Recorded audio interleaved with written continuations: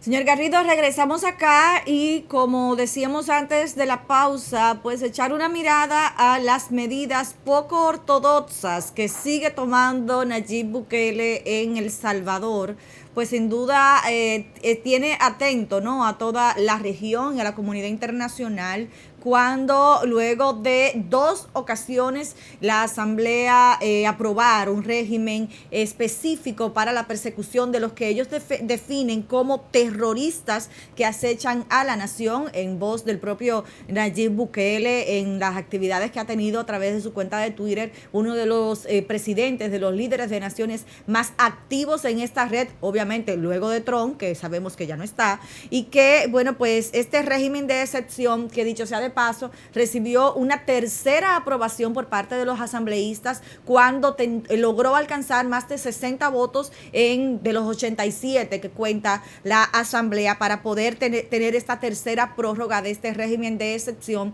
que si bien está paleando, así lo han argumentado, paleando la delincuencia y el régimen de violencia que se vive en El Salvador, pues es muy claro que suspende garantías constitucionales como la libertad de asociación y el derecho a la defensa, que además permite a las propias autoridades poder tener intervenciones de las telecomunicaciones sin la necesidad de la autorización de un juez. Entonces, esto ha permitido, todo este régimen de excepción, que desde finales de marzo las autoridades hayan detenido a más de 41,000 personas acusadas justamente de terrorismo contra la nación del Salvador. ¿Y ahora qué pasa con todos esos detenidos? Pues es justo lo que argumenta Nayib Bukele como la justificación para la construcción de una megacárcel, un centro de confinamiento del terrorismo, que es como lo han definido, como lo han llamado, y que está construida a las afueras de las ciudades, alejado de todo, que cuenta con varios niveles de muros y 37 torres de vigilancia, desde donde dice Nayib Bukele en su cuenta de Twitter una vez más que sería imposible escaparse, apostando a que es este régimen y todas estas medidas la que va a acabar de una vez por todas con el vandalismo que vive y la violencia, el terrorismo, la inseguridad que vive la ciudad del Salvador. Bueno, mira, cuando leímos esa noticia ahorita, yo me quedé un poco confundido, Ana, y no recuerdo que tú me hayas sacado de mi confusión. A ver, si Porque, puedo. sí, porque ese es el mismo presidente que se negó a darle un plato de arroz a los presos. Ajá. Entonces ahora quiere gastar en construirle una mega suite, una mega cárcel a los Jean Alain. ¿Y si no caben? ¿Dónde lo va a poner? Usted no está Cuidado. oyendo a toda la gente y ya ¿Eh? estaban sobrepobladas las cárceles de El Salvador. Bueno, pues entonces si no caben, usted agarra un par de barcos y lo pone ahí fuera en el muelle y lo habilita para hacer espacio para los reos y que ellos se vean allí. O usted coge un área determinada, una finca, ¿entiende? Un potrero, un cañaveral, y dice, vengan aquí, y los pone ahí con carpas y con lo básico, mínimo, mínimo, mínimo. Pero tú no quieres gastar en ello, tú dijiste que no. Entonces Hablando ahora de le va a medida construir una poco mega ortodoxa. cárcel con todo el confort y con toda la gloria para que ellos ahí adentro estén todos cómodos. Pues, la política no era que no, que a los presos hay que mantenerlo pasando trabajo para que los que están afuera sepan lo malo que es estar preso Bueno, y no se puedan ayudar. Esa era la política supuestamente. pero lo repito, este régimen de excepción, pues, si ya estaban sobrepobladas, entonces ¿dónde las van a colocar? Tienen que ponerle en algún lado y no creo que un potrero Es o un que barco sea la medida más es oportuna. que, es que lamentablemente, en definitiva, ese tipo de acciones que al final son tremendistas, ¿no? Ayer estábamos hablando, por ejemplo, de lo que hizo Felipe Calderón en México, cuando le declaró la guerra al narco y soltó a los militares, a todo el mundo, a que fueran a nivelar aquello. Ese tipo de políticas tremendistas, donde tú no tienes realmente un proceso de justicia claro, por donde la gente, ok, los retienen, pero usted tiene que llevarlo ante un juez, un tribunal, Claro. tiene que presentar evidencia, tiene que hacer todo el trabajo. Si cuando eso no se hace así, sencillamente todo el que huela a pandillero, mételo ahí, en la perrera. ¿Tú te acuerdas en la época de los 80 que si tú tenías una pelada caliente, guacata, te trancaban en la Doña Bella? Algo parecido, pero mucho más extremo lo que están haciendo allá. Entonces al final, bueno, ven acá, pero si tengo 50, 60, 100,000 personas bajo esa condición, El Salvador no tiene un tamaño y una economía, una dinámica social que pueda sostener eso. Sí. No estoy diciendo que sean gente inocente, no estoy diciendo que sean gente que no tengan que real y efectivamente cumplir una condena, pero el proceso requiere otras cosas. Entonces, bueno, no es que no estoy a favor de que haya una mano dura que controle la delincuencia y el desorden y todo lo demás, pero en algún momento tiene que haber un proceso de justicia. Sí, y Entonces, en el, como que no sé, ¿eh?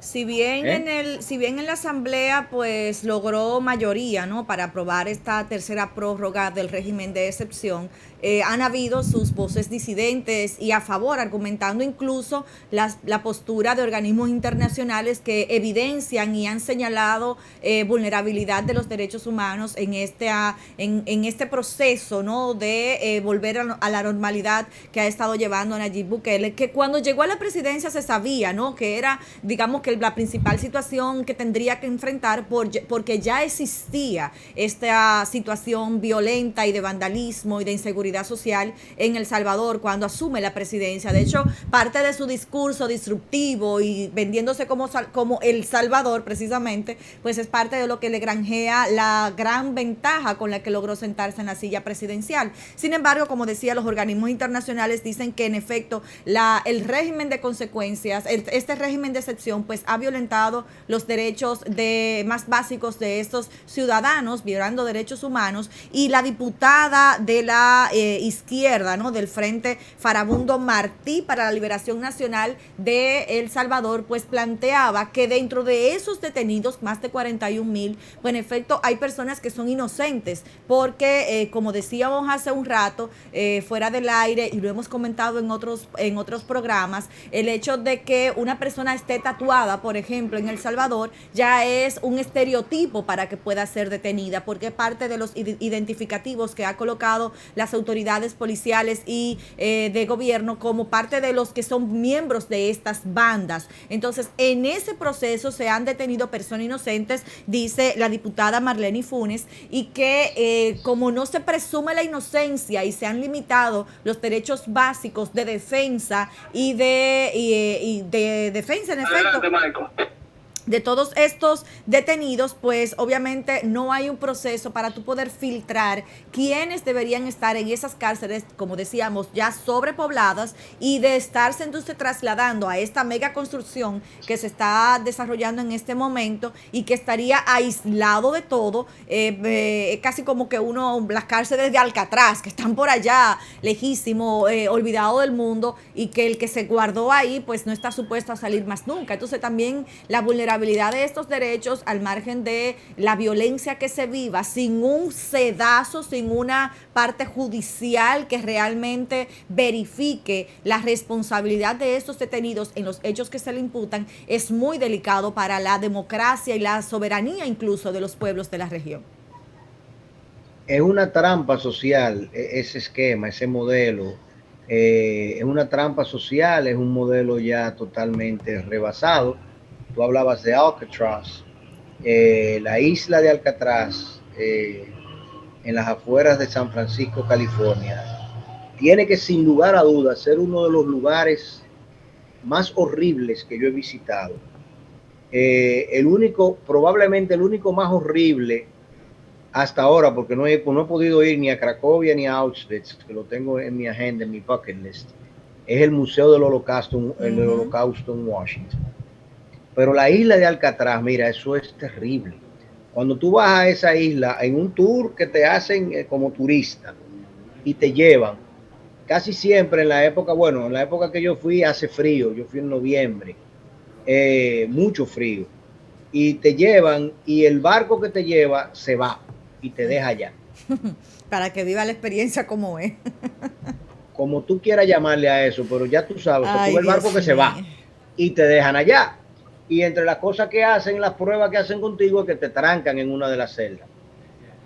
Y tú te pasas ahí 1 minuto y medio adentro de esa celda y tú ves lo que es aquello. Y luego tú viendo la isla de San Francisco, una ciudad preciosa, espectacular, y todo el skyline de San Francisco y el Golden Gate Bridge y todo, y tú viéndolo de esa isla con ese frío y tú estando ahí esperando el barco, óyeme, eso es terrible. Eso te digo, es una soledad y una desesperación que uno se pone loco. Uno dice, pero Dios mío, este barco no va a llegar. Y uno lo que se pasa ahí son 3, 4 horas. Sí. Ese modelo, eso no regenera, eso no te Claro que crea no. más tranquilidad, eso no te hace un mejor ciudadano, eso no te hace repensar la vida de forma productiva. Usted se convierte en el conde de Montecristo. Usted quiere salir de ahí y acabar con todo el mundo. Sí. Entonces, óyeme, qué situación tan crítica y tan triste en la que está El Salvador. Y como te digo, o sea, obviamente, lamentablemente eso llegó a un punto de tan álgido, donde hay tantos jóvenes y hombres y mujeres destruidas sus vidas en esa práctica y en esa praxis. Y reconstruir aquello va a ser un ejercicio social bien intenso. Pero obviamente hay algo que sí es evidente, y en eso tenemos que darle toda la razón, no solamente al presidente Bukele, sino a todo el que esté tratando de hacer la cosa bien. Si tú tienes 2 manzanas podridas, pero tienes 100 que están buenas, tú no puedes proteger los 2 y dejar y olvidarte de aquellas 100. Eso es fundamental. Entonces, bueno, eso de esa cárcel nueva, tremendo ejercicio. Así Aquí es. ya estamos construyendo un muro, ¿verdad? De las lamentaciones. Y construimos una cárcel. Medieval. Construimos una cárcel donde no se puede llevar a la gente porque hay que hacerle una auditoría. Mientras tanto lo tenemos en la que no está auditada, que está en mejor estado. Bueno, definitivamente. Las cosas, ¿verdad? Así es. Y seguimos, o sea, yo no sé cómo hay tiempo. Explícame este solo detallito. A ti te gusta provocar, tú eres que pone las cosas. Bendito sea el Señor. Sí. Tú eres que pone las cosas, porque yo quiero, explícame este solo detallito, Ana. Tenemos tiempo para incautarle los bienes a Jean Alain, para recoger todas las cosas que él tiene. Inclusive había un edificio que era una oficina donde estaban los abogados del metido. Y tuvieron que salirse así, recojan los papeles, ustedes se van de aquí, porque esto está cogido, completico. Y no tenemos tiempo para abrir la bendita cárcel de Las Parras y se pongan ahí los presos, y no donde lo tenemos a mí. Bueno. Como que hay cosas que uno quiere entenderla, pero como no sé. Desconozco el proceso administrativo que debe agotarse para hacer una cosa y la otra. Me abstengo de comentarios. Pero ven acá. Óyeme, lo viene incautado, estamos hablando de más de 500 millones de pesos. Sí. Con esos 500 millones de pesos se paga una buena auditoría, si es el problema. O tú lo pones en garantía. Tú vas al banco, mismo Banco de Reserva, el Banco del Gobierno, y tú le dices, mira, Banco de Reserva, cógeme estos bienes en garantía y págame la auditoría. O págame el arreglo y la reparación de la cárcel. Vamos a... Pero ¿cuántos edificios tan buenos? Es que tú caminando los edificios, o sea, yo te invito y nos vamos juntos y caminamos los edificios, y caminamos 14 edificios, tiene eso ahí, y las fotos mismas. ¿Dónde está producción? Que ponga la foto de la cárcel de La Parra. La misma foto te dicen a ti cuál es tan buena y cuál es tan malo, y qué tiene eso de deteriorado, que no se pueda utilizar, que tenemos que seguir con el negociazo que hay en la cárcel de La Victoria. Sí. Y después de que Santana dijo eso, ahí se terminó, no pasó más nada. No pasó más nada, porque ni lo han acusado, ni lo desmintieron, y mientras tanto el negocio, ¿cómo que dicen? Sigue, hay más en la costumbre.